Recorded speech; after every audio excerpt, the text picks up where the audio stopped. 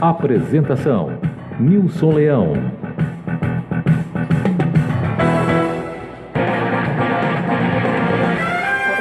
Espaço aberto. Nota de esclarecimento. As opiniões emitidas neste programa são de inteira responsabilidade dos entrevistados.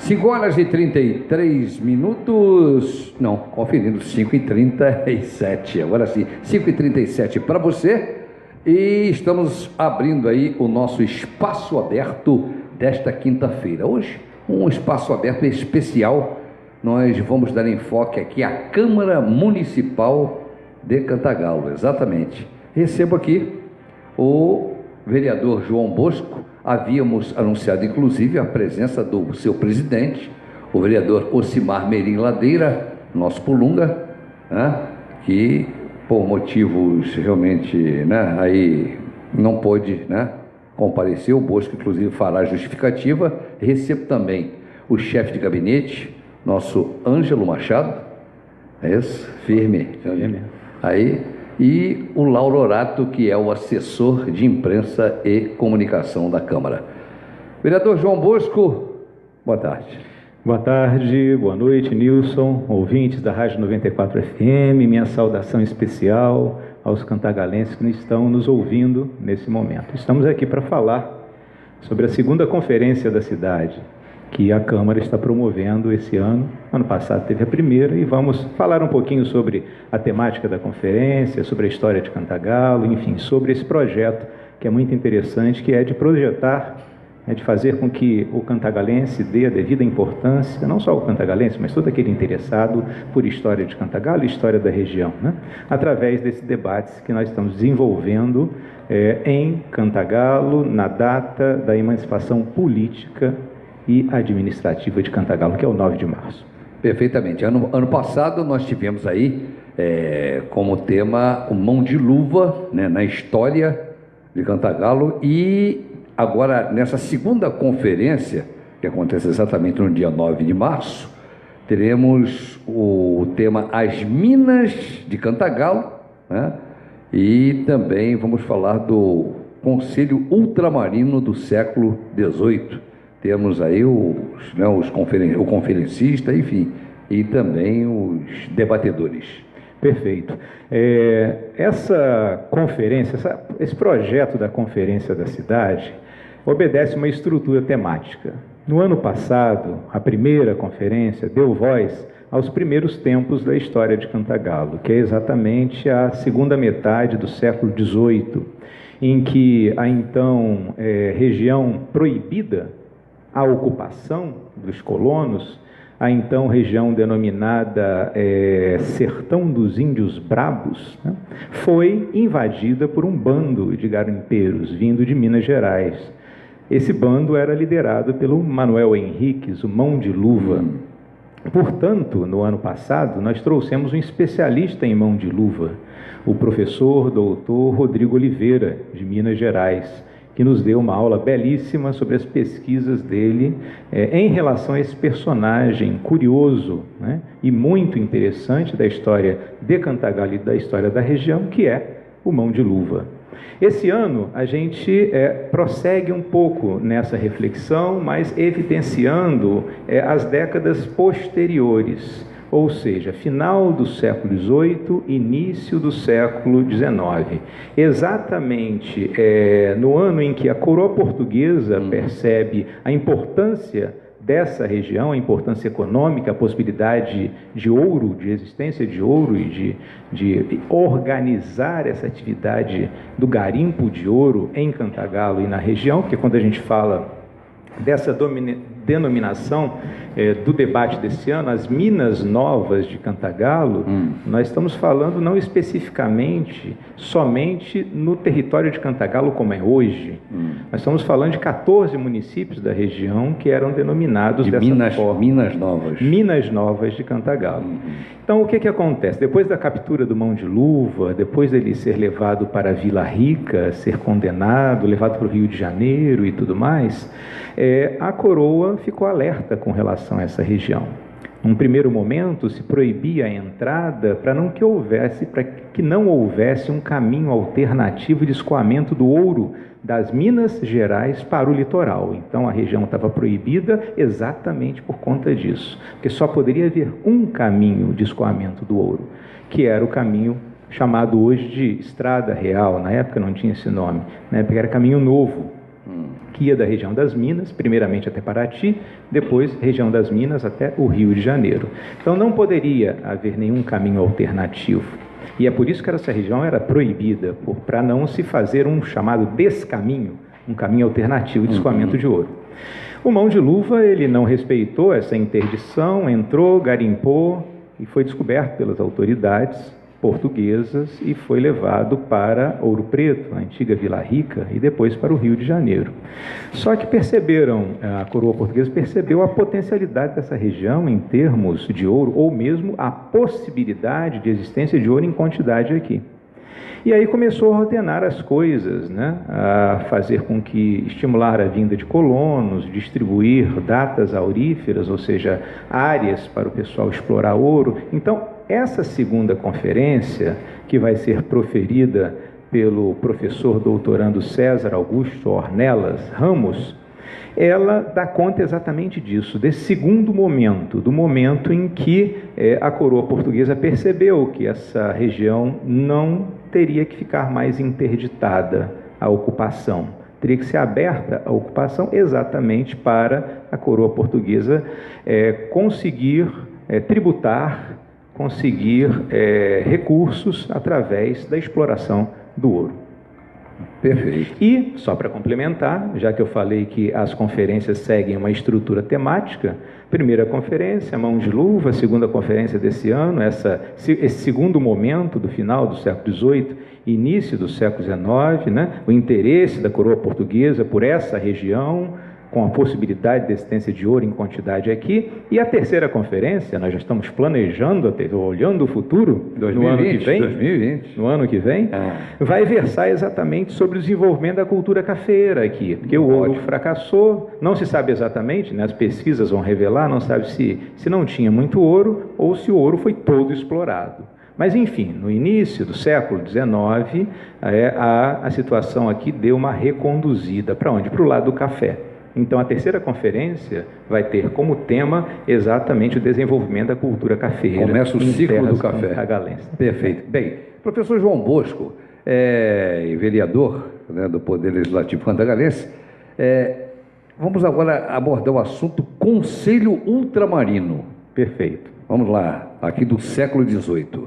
O que acontece? Esse nosso pesquisador que vem esse ano aqui, sem ser esse sábado o outro, né, para fazer a conferência, ele estudou profundamente os arquivos do Conselho Ultramarino de Portugal.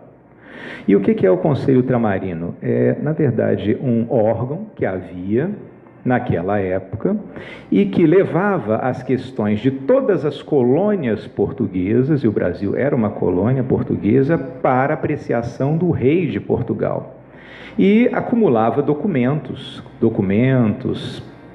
petições, análises. Por exemplo, essa região aqui, ela muito provavelmente foi objeto de uma análise da coroa portuguesa, para ver a viabilidade de implantar aqui a exploração do ouro e tudo mais. As informações sobre o Manuel Henrique, sobre o Mão de Luva, chegaram ao Conselho Ultramarino. Então, o Conselho Ultramarino era um órgão que encaminhava questões para o rei de Portugal, para que o rei de Portugal decidisse. Esse nosso pesquisador, ele fez parte de um projeto muito interessante chamado Projeto Resgate, que ocorreu há mais ou menos 10, 15 anos atrás. O que era o Projeto Resgate? Obviamente que esse pesquisador teve em Portugal com um grupo de historiadores e vasculhou todos os documentos referentes ao Brasil, porque o Conselho Ultramarino continha documentos sobre todas as colônias portuguesas. Então eles pegaram todos os documentos referentes ao Brasil, e mais especificamente em relação à província do Rio de Janeiro. Então o César Augusto Ornelas Ramos, ele coleciona esses documentos que estão utilizados, ele trabalha esses documentos, então tem muitas referências sobre Cantagalo, muitas referências inéditas sobre Cantagalo. Isso para mim, e para o munícipe em si, né? Sim. É um resgate da cultura e trazer esse conteúdo, né, de informação. Exatamente. Para que as pessoas conheçam a história do município. Porque, meu caro Nilson, muito se falou sobre a história de Cantagalo, se escreveu sobre a história, e é importante que tenha sido feito. Agora, essa conferência da cidade quer dar a toda essa discussão um caráter acadêmico, né? Fazer uma história de qualidade sobre a história de Cantagalo, ou seja, fazer uma narrativa de qualidade sobre a história de Cantagalo. E é por isso que a gente chama só gente de primeira para fazer essas palestras lá e colocar para a população o resultado das suas pesquisas acadêmicas. Então a história de Cantagalo agora ela vai ser assim, vai ganhar uma nova aparência, uma nova versão, que é uma versão acadêmica, que antes não tinha. Isso é muito importante. Perfeito. Professor João Bosco, eu vou fazer um pequeno intervalo. A gente vai voltar, logicamente, na segunda etapa e etapa, logicamente, final, para as conclusões, logicamente, o reforço do convite ao munícipe e também aos visitantes para que participe exatamente dessa segunda conferência da cidade que acontece no próximo dia 9 de março. O intervalo, a gente volta já. Espaço aberto. Nota de esclarecimento. As opiniões emitidas neste programa são de inteira responsabilidade dos entrevistados.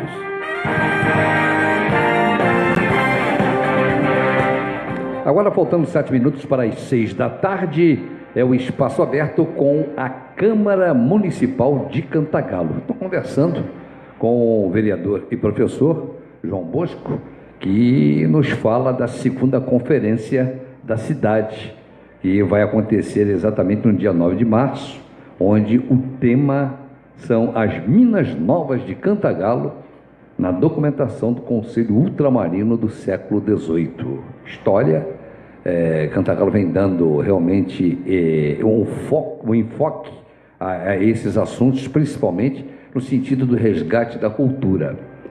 A Câmara Municipal de Cantagalo tem abraçado isso já aconteceu no ano passado e volta a acontecer a segunda conferência nesse ano, e a projeção é de que depois exista os desdobramentos, como já anunciou aqui o professor João Bosco, a terceira, e vamos embora. Mas a gente quer, inclusive, pelo menos dizer que o presidente, o vereador Ocimar Pulunga, Ocimar Merim Ladeira, abraçou realmente, está aí o plenário da Câmara, que será realmente, né, o espaço onde haverá exatamente essa conferência com seus respectivos debates e também a participação lá do público visitante que realmente gosta e de se aprofundar principalmente na cultura cantagalense, não é isso?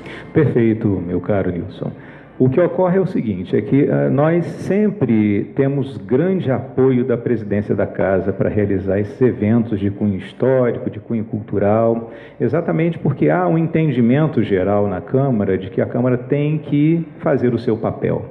Seu papel no sentido de divulgar a história de Cantagalo, seu papel no sentido de abrir as suas portas para o debate histórico, para o debate sobre a cultura de Cantagalo, porque é interessante o seguinte, por exemplo, dessa temática desse ano vai surgir um artigo acadêmico, muito provavelmente vai surgir um artigo acadêmico sobre esse tema das Minas Novas de Cantagalo nos arquivos ultramarinos.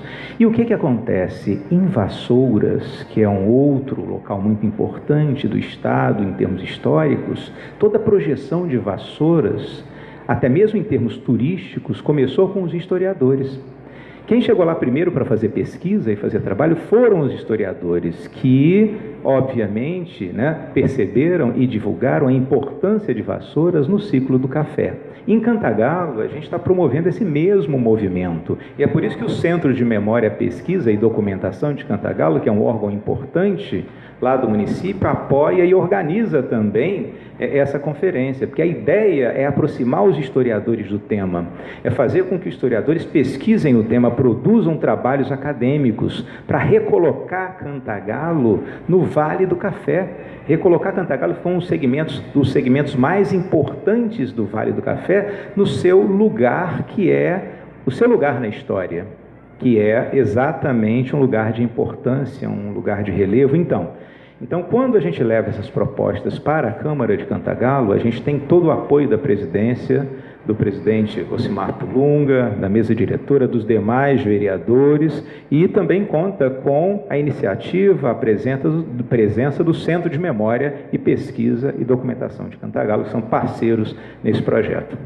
Eu gostaria agora de também, né, dar uma boa noite aí ao nosso grande Ângelo Machado, que é o chefe de gabinete, que vai falar exatamente agora da data, do dia, da segunda conferência. Agora é o chamamento para que realmente a população, os visitantes, compareçam e prestigiem mais esta segunda conferência da cidade.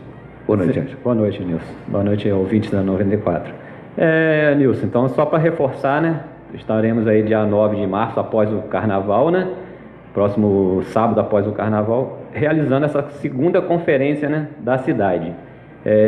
Estaremos comemorando os 205 anos do município, né, de Cantagalo, e desde já que já quero agradecer a esse espaço, a Rádio 94, ter nos cedido, né, esse tempinho aí, e agradecer ao vereador João Bosco aí pela bela explanação da história do nosso município, e também deixar aqui o convite para os munícipes cantagalenses, para toda a região, para estar lá nesse dia presenciando esse belo evento. 205 anos de Cantagalo. Então tá aí, ó, segunda conferência da cidade, no próximo dia 9 de março, às 7 da noite, no salão, no plenário da Câmara Municipal de Cantagalo. Professor, considerações finais, estamos com o tempo já estourando. Eu gostaria de agradecer o espaço, agradecer a você, sempre nos recebendo aqui, né, maravilhosamente bem, e deixar um grande abraço a todos e reforçar o convite do Ângelo para que todos estejam lá, né, podendo ouvir e presenciar essa bela pesquisa sobre a história de Cantagalo, história não só de Cantagalo, como também história de toda a região. Muito obrigado pelo espaço. Tá aí, então, tivemos então no espaço aberto especial da Câmara Municipal de Cantagalo a presença do professor e vereador João Bosco, do chefe de gabinete Ângelo Machado e o Lauro Orato na assessoria de imprensa, só fazendo aí o registro. É isso? Tá bom, fazendo bem o seu trabalho. Assistência técnica do meu amigo Almir Silva, caprichando sempre na qualidade de som. Ele continua, porque daqui a pouco tem a Prefeitura Municipal de Cantagalo e o papo é Carnaval. É isso, o André Duarte vai estar aqui dando sequência ao espaço aberto que vem a seguir após a Ave Maria. Tchauzinho para vocês, um abraço.